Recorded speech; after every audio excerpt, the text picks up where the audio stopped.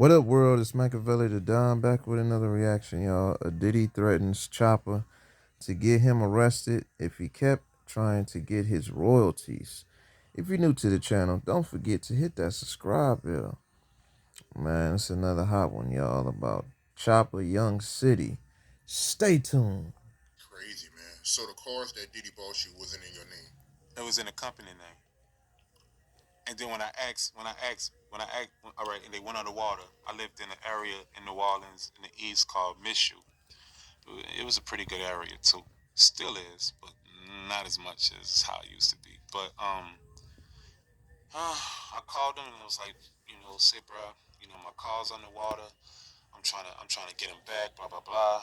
I'm trying to call the insurance company. I can't get through to nobody. They saying it's under the company name. He was just like, you're not getting the calls back.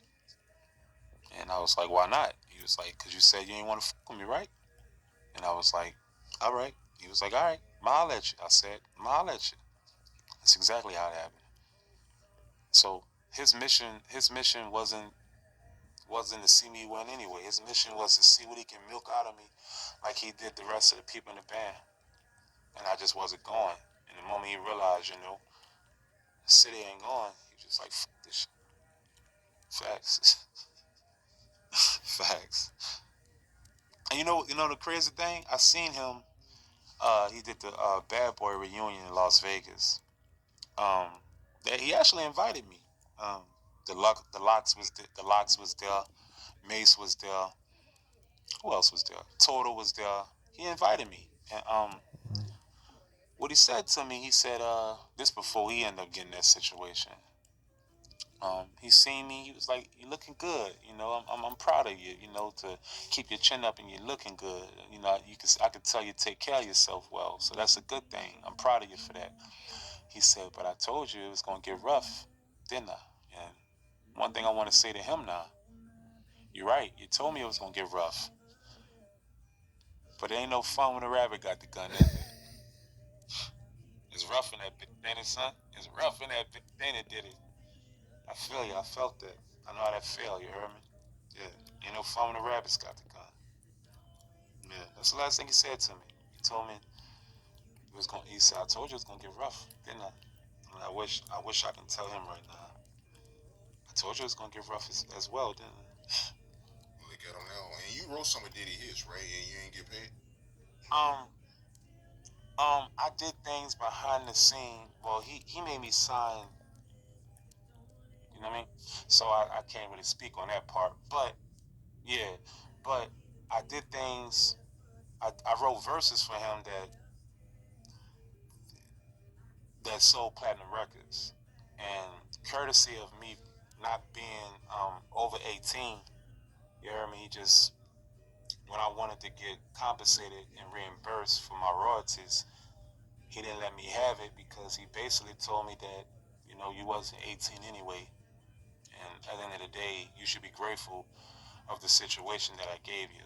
So I'm gonna let bygones be bygones. Let you go out the contract, and I was like, thank you. So I was grateful.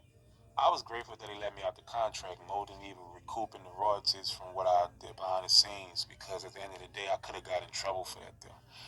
And he told me he could have got me prosecuted. And once he told me that, I was like, oh, he played different type of games. And that's crazy. He said that? Yeah, he told me that. He told me he can get me prosecuted if I would continue to try to call his lawyer or try to get through to his mama, who really run all this shit. Truthfully, this is fucking mama. You heard me, as a mom. And he was like, you keep trying to get your lawyers to get through. I'm gonna end up getting you prosecuted because you ain't belong on the show anyway because you was under 18.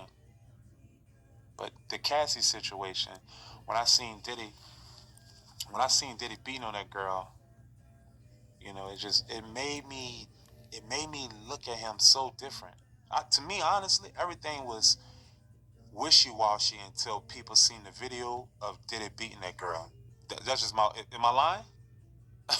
So that's when it crashed. That's when it crashed.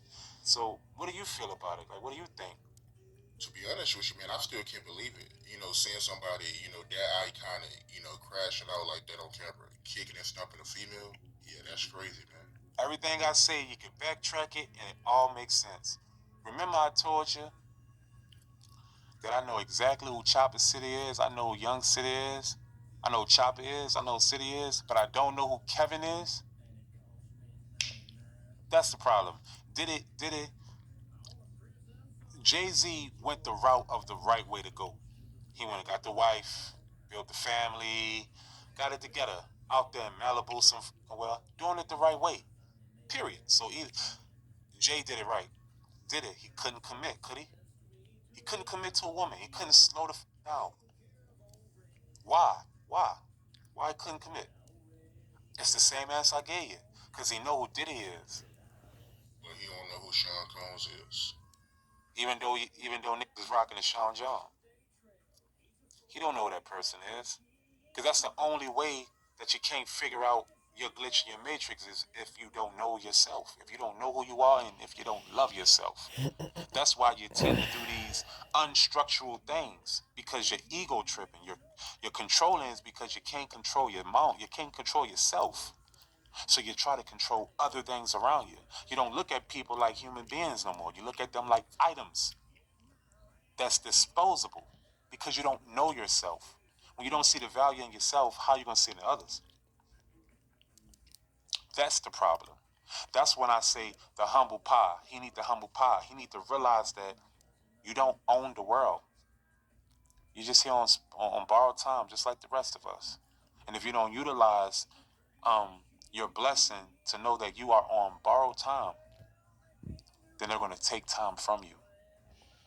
And that's exactly what I meant by that. Yeah, and I don't know if it's me, but he was doing a lot of weird stuff for his age and his status. Dating young Miami, I don't know, man. That was a little weird to me. Are you listening to? I just need you to. You're a very intelligent man. This whole conversation, I peep. You're a very intelligent man. Right. At the end of the day, why? The question you ask, why is he? If he's such this, he's such bigger than the world. Why would he really? What you meant? Why would he stoop down to that stature of a woman? That's what you really meant to say. Because, and no disrespect to her, what it really means is,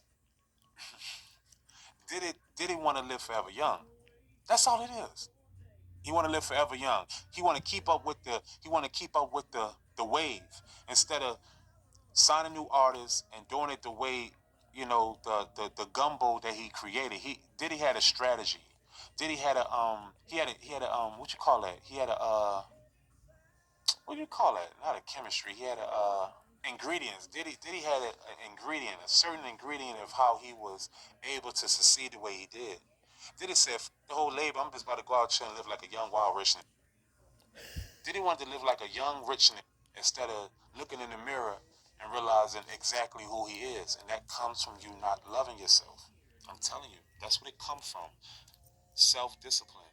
That's what it comes from. What's the difference right now between Jay-Z and Diddy?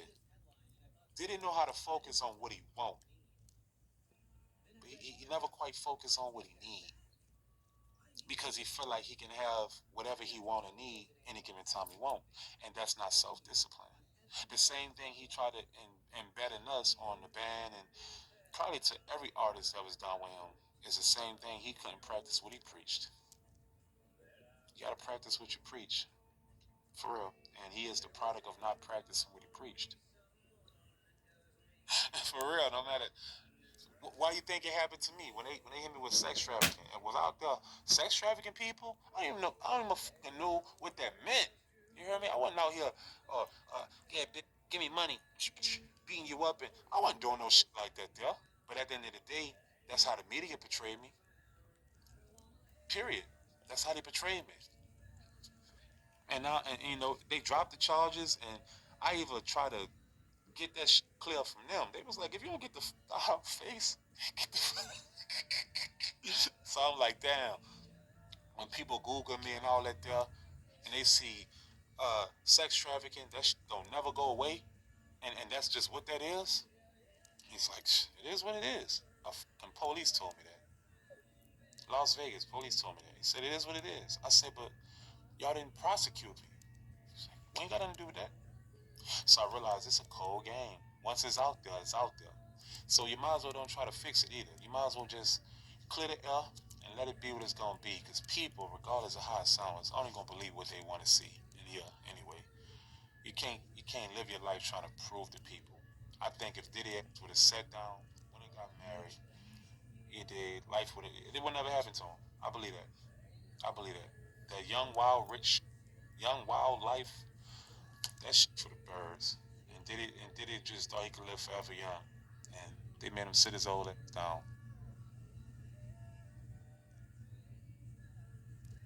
Yeah, y'all. That's what it was, y'all. Made him sit down. You know what I'm saying? Made him sit down, y'all. That's what happened. You know what I'm saying? Shout out to Chopper for speaking his truth. Shout out to Chopper, Young City, y'all. Hit that like button for Young City. Smash that like button for Chopper, Young City, y'all. You feel me? You know what I'm saying? But that's what it is. Write y'all comment down below. If y'all have merch like hoodies, t-shirts, you know what I'm saying? I'll rep it. You know what I'm saying? But other than that, y'all know my motto. Be safe, stay dangerous, and stay blessed. Smackaveli.